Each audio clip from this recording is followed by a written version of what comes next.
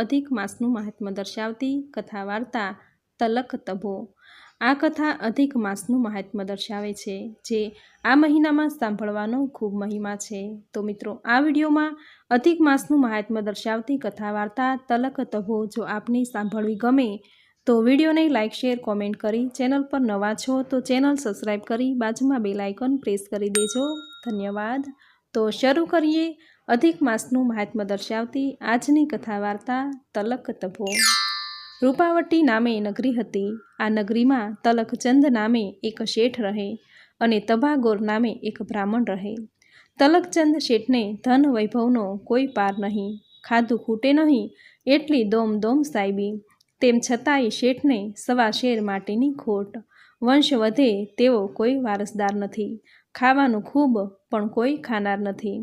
જ્યારે તભાગોર વિદ્યાવાન કર્મકાંડી બ્રાહ્મણ પણ સાવેય નિર્ધન। સવારનું થયું તો સાંજની ફિકર। તભાગોર ભીખ માંગવામાં માને નહીં અને કોઈ એમને કર્મકાંડ કથા વાર્તા વાંચવા બોલાવે નહીં। દાન દક્ષિણા મળે નહીં, ખાવાના સાંસા પડે। ઘરમાં ખાનાર તો ઘણા પણ ખાવાનું નહીં। એક સાંધવા જાય ત્યાં તેર તૂટે। તભાગોરથી તો પોતાના ફૂલ જેવા બાળકો ભૂખ્યા સૂઈ જાય તે સહન થતું નથી। કોઈ વાતેય ઉપાય સૂઝતો નથી, શું કરવું? ક્યારેક ક્યારેક તભાગોર પ્રભુને મીઠો ઠપકોય આપે છે કે પ્રભુ, તારી કસોટીની પ્રથા સારી નથી હોતી અને જે સારા હોય છે તેની દશા સારી નથી હોતી।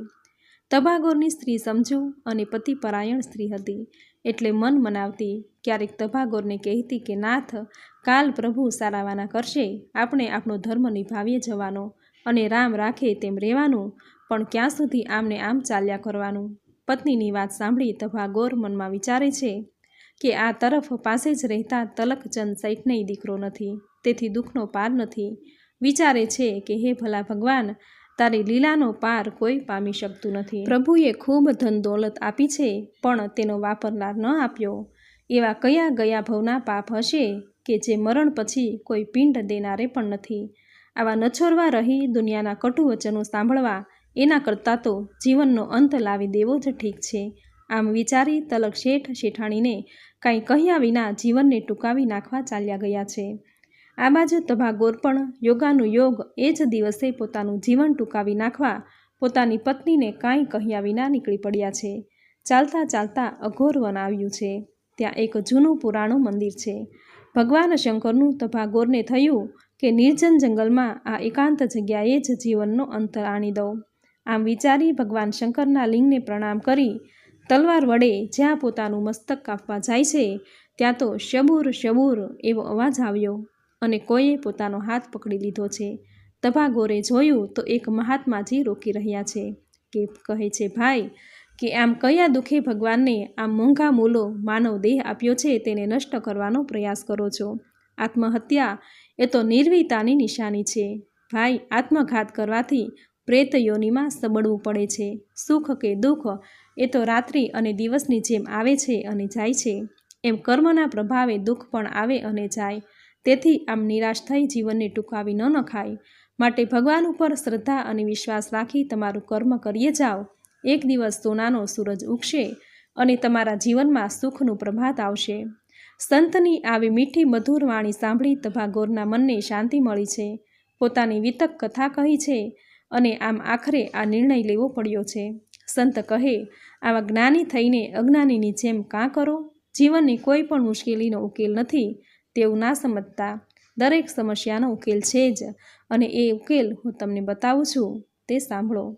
દર ત્રીજા વર્ષે અધિક માસ આવે છે, એમ આ વખતે અધિક માસ આવશે।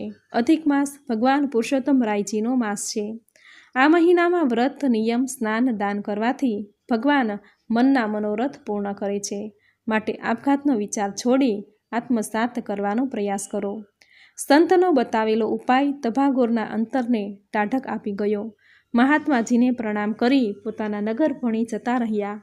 આ બાજુ તલકચંદ એક ઊંચી ભેખડ ઉપર ચડી ત્યાંથી પડતું મૂકી જીવનનો અંત આણવાનો વિચાર કરી કૂદવા જાય છે।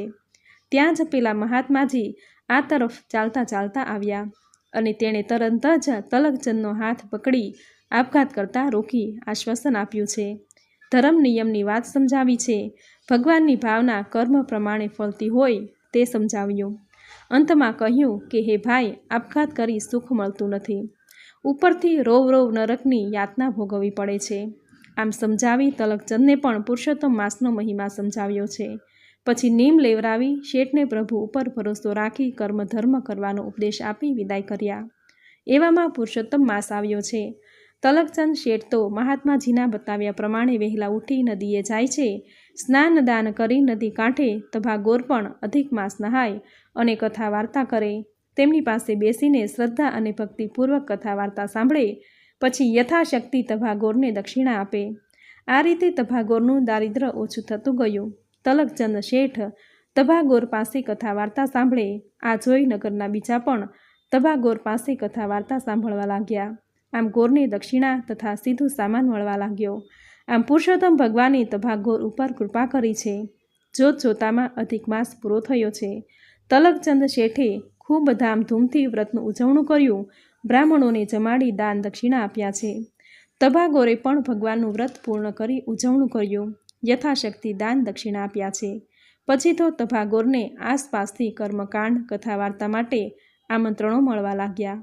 જેમ જેમ સમય જતો ગયો તેમ તેમ તભાગોરની ખ્યાતિ વધવા લાગી. આ તરફ પુરુષોત્તમ ભગવાને તલકચંદ શેઠને ત્યાં દેવરૂપ જેવો દીકરો દઈ શેઠની ઈચ્છા પૂર્ણ કરી છે.